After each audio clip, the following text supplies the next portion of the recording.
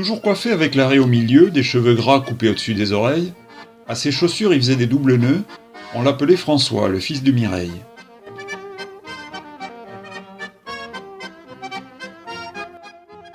Il était né dans un recoin du Cantal, de son papa on ne savait pas grand-chose. Certains disaient qu'il s'agissait d'un cheval, qu'aima sa mère juste avant la ménopause. François bossait dans une fabrique de bouchons, un vaillant gars, il se remontait les manches. Avec sa paye, il s'est offert une traction, une 3 mâts avec de belles voiles blanches. Il n'a sorti que par les jours de grand vent. Poussé à fond, fallait le voir sur les routes. Dans les cahots, sa tête cognait le volant, voilà pourquoi son front était plein de croûte. François portait de beaux costumes 3 pièces. Cette élégance, il la tenait de son père. Les vestes courtes tombaient pile poil sur ses fesses, ça lui donnait une élégance du tonnerre. Il était maigre, il était grand, il riait. Non, ce n'était pas, faut bien l'avouer, un bel homme. Un jour, une fille qui était en panne de monnaie lui a dit « François, tu m'offrirais un chewing-gum » On ne peut pas dire qu'il était intelligent, ne connaissant même pas sa date de naissance. Sa bonne humeur, ça faisait râler les gens. Un homme heureux inspire toujours la méfiance.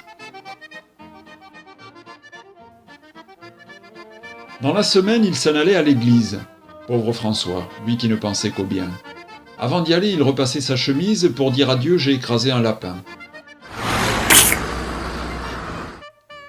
Tout le village était méchant avec lui. Pour le faire taire, on lui disait au bistrot « Tais-toi François, tu ne comprends rien à la vie ». Mais lui, brave type, il leur offrait l'apéro. Un jour, Colette lui a dit « Tu sais, ben je t'aime.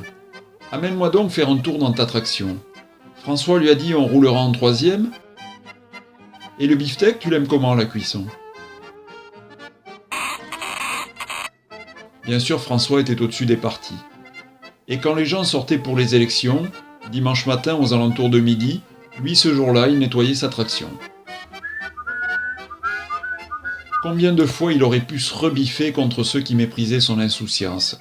Heureusement, François n'était pas mauvais. Elle lui passait au-dessus de la tête, leurs offenses. Bien des années ont fait vieillir ce temps-là. Le petit village s'est dépeuplé de ses braves.